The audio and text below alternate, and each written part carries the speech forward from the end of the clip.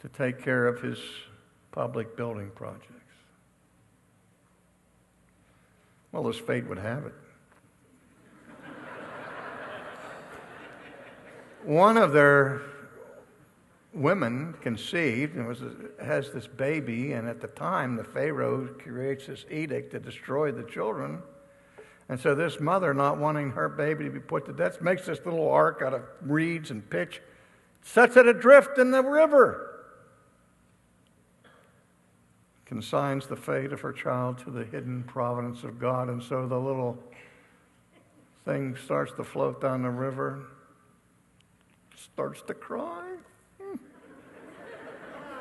I mean, if the child hadn't cried, nobody would ever notice the doggone thing. But it just so happened that Pharaoh's daughter's down there doing her wash, and she finds this baby, and she says, well, I got to take care of this baby. She takes it home, raises it as the child of Pharaoh, so that the little baby gets all the training of the best of the Egyptian court.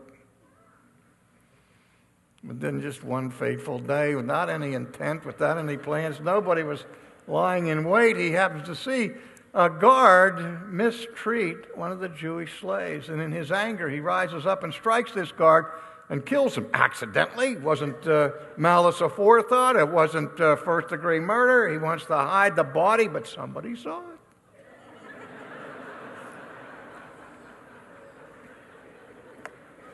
And because somebody saw it, Moses is banished into exile, where he languishes as a shepherd in the Midianite desert until his old age. But when he least expected it, he's taking care of the sheep one day, and all of a sudden he looks over and he sees this bush that's burning, it's not being consumed. He says, what is this? And he turns aside, and the bush starts talking to him and tells him, it just so happens that that was the place where God reveals himself to Moses, and God gives Moses the mandate to go to the court of Pharaoh and to say to Pharaoh, I have heard the cry of my people, let my people go. And what follows is the greatest redemptive event in the whole history of the Old Testament, the Exodus. God saves his people, enters into a covenant with them, makes them a nation, gives them his law, conquers the land, gives them a king, sends them his prophets. And a couple of thousand years later, out of all of this, a baby is born in Bethlehem. And we could go on with this story, but you realize all of this because of one lousy coat of many colors. Huh? No coat, no jealousy. No jealousy, no betrayal. No betrayal, no sale into slavery. No trip to Egypt, no Potiphar's wife, no Potiphar's wife, no prison sentence, never meets the butcher, baker, and candlestick maker, doesn't meet them. He never gets acquainted with Pharaoh. He's never elevated to the prime minister. The children of Israel never settle in the land of Goshen. There's never a slavery. There's never an exodus. There's never a nation. There's never the Ten Commandments. There's never the kingdom of God. You meant it for evil, but God intended this for good, to save many people. Is that incredible? You know, when I hear people struggling over the relationship between, oh no, there goes my watch, all the way down behind the pulpit. That's my most valuable possession. That's better than the coat of many colors ever was. Do you see? You can't even reach it.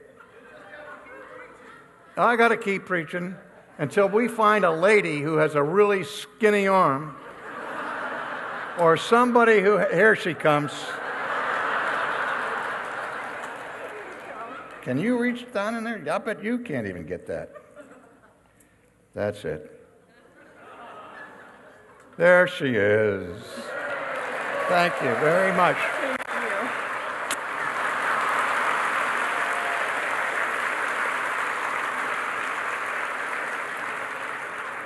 I'm putting this in my pocket before that happens again.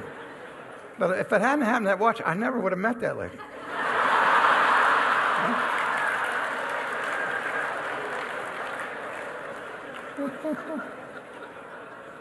You know, but when we deal with this difficult questions that we have to struggle with as Christians, it always comes up in the list. How do we reconcile the sovereignty of God with human freedom? I have to say a couple of things about this that seem to be almost contradictory. In the first instance, I have to say, as a brand new Christian, as a Christian of only a couple of months, I thought about this question, and I was troubled by it. I thought, it seems to me that I'm facing a contradiction here between human freedom and divine sovereignty. I'm thinking, if God is really sovereign, then we can't really be free. Or if we're really free, God can't really be sovereign.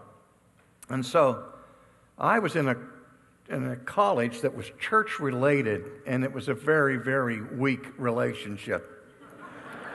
But as one in which there was still a requirement to take Introduction to the Old Testament, which I was doing as a freshman, and I raised the question to the professor, but what about God's sovereignty and human freedom?